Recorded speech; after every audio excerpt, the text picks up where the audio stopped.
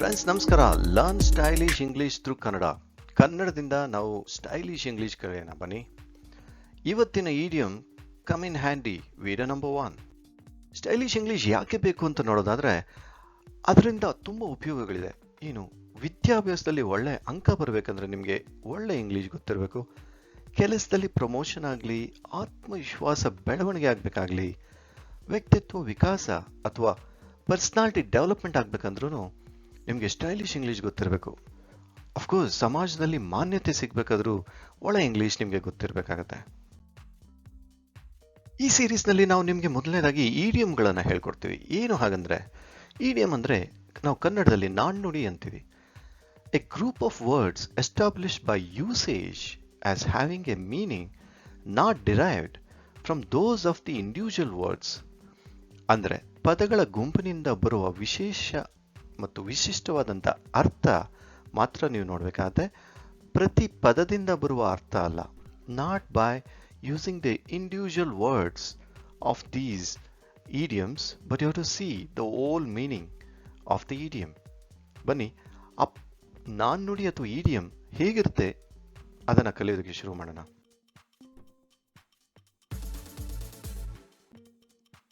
ಮೊದಲನೆಯ ಒಂದು idiom come in handy. Come in handy.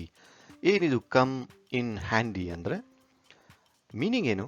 To be especially useful often in a particular setting or situation. ಇದು ಇದರ meaning. To be especially useful often in a particular setting or situation. ಕನ್ನಡದಲ್ಲಿ ಅರ್ಥ ಏನು?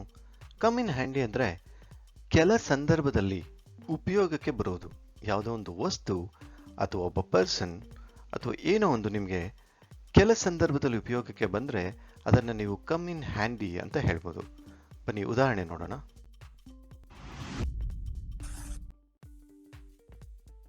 ಉದಾಹರಣೆ 1. Example: it was lot colder out there then I thought it would be, so your jacket really came in handy. Really came in handy.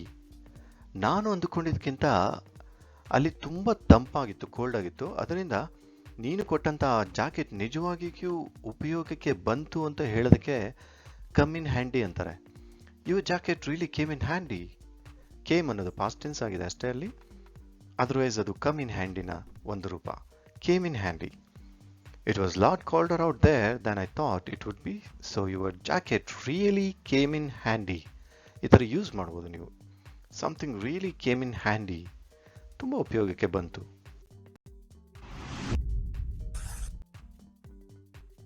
ಇನ್ನೆಲ್ಲಿ ನಾವು come in handy ನಾವು ಉಪಯೋಗಿಸ್ಬೋದು? ಉದಾಹರಣೆ 2. Second example: don't throw that away, it might come in handy. ಅದನ್ನು ಎಸೆಯಬೇಡಿ, ಬಿಸಾಕಬೇಡಿ, ಸೂಕ್ತ ಸಂದರ್ಭದಲ್ಲಿ ಉಪಯೋಗಕ್ಕೆ ಬರುತ್ತೆ ಅಂತ ಹೇಳುವಾಗ don't throw it away, it might come in handy. ಯಾವುದೇ ಒಂದು ವಸ್ತುವನ್ನು ನೀವು ಈಗ ಬಿಸಾಡಬೇಡಿ, ಅದು ಮುಂದೆ ಉಪಯೋಗಕ್ಕೆ ಬರುತ್ತೆ ಅಂತ ಹೇಳಬೇಕಂದ್ರೆ don't throw it away, it might come in handy ಅಂತ ಹೇಳ್ಬೋದು. ಉದಾಹರಣೆ 3. Example number 3. ಕಮ್ ಇನ್ ಹ್ಯಾಂಡಿಗೆ ಏನು? These boxes will come in handy when we shift our house or we move our house. ನಾವು ಮನೆ ಬದಲಾಯಿಸುವಾಗ ಈ ಬಾಕ್ಸುಗಳು ತುಂಬ ಉಪಯೋಗಕ್ಕೆ ಬರುತ್ತೆ. These boxes will come in handy. Come in handy when we move house. ತುಂಬ ಉಪಯೋಗಕ್ಕೆ ಬರುತ್ತೆ ಈ ಬಾಕ್ಸುಗಳು ಅನ್ನೋದಕ್ಕೆ ನೀವು ಇಂಗ್ಲೀಷಲ್ಲಿ ಹೇಳುವಾಗ these boxes will come in handy ಅಂತ ಹೇಳ್ಬೋದು. ಸ್ನೇಹಿತರೆ, ನಾವು ಕಮ್ ಇನ್ ಹ್ಯಾಂಡಿನ ಉಪಯೋಗಗಳನ್ನು ನೋಡಿದ್ವಿ. ಅದರ ಡಿಫ್ರೆಂಟ್ ಫಾರ್ಮ್ಸ್ ಏನಂತ: came in handy, might come in handy, will come in handy. ಈ ಥರ 3 ಉಪಯೋಗಗಳನ್ನು ಕಲ್ತ್ವಿ.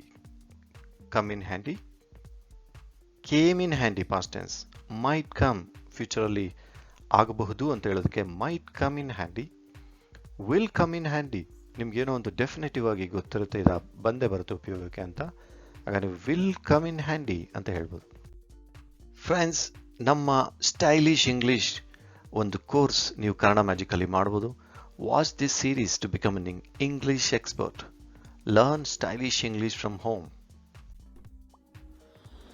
Please like, share, subscribe and forward. Thank you. ಸ್ನೇಹಿತರೆ, ನಾವು ಕಮ್ ಇನ್ ಹ್ಯಾಂಡಿನ ಉಪಯೋಗಗಳನ್ನು ನೋಡಿದ್ವಿ. ಅದರ ಡಿಫ್ರೆಂಟ್ ಫಾರ್ಮ್ಸ್ ಏನಂತ, came in handy, might come in handy, will come in handy. ಈ ಥರ 3 ಉಪಯೋಗಗಳನ್ನು ಕಲ್ತ್ವಿ. Come in handy, came in handy past tense, might come ಫ್ಯೂಚರಲ್ಲಿ ಆಗಬಹುದು ಅಂತ ಹೇಳೋದಕ್ಕೆ might come in handy, will come in handy ನಿಮ್ಗೇನೋ ಒಂದು ಡೆಫಿನೆಟಿವ್ ಆಗಿ ಗೊತ್ತಿರುತ್ತೆ, ಇದು ಬಂದೇ ಬರುತ್ತೆ ಉಪಯೋಗಕ್ಕೆ ಅಂತ, ಆಗ ನೀವು ವಿಲ್ ಕಮ್ ಇನ್ ಹ್ಯಾಂಡಿ ಅಂತ ಹೇಳ್ಬೋದು.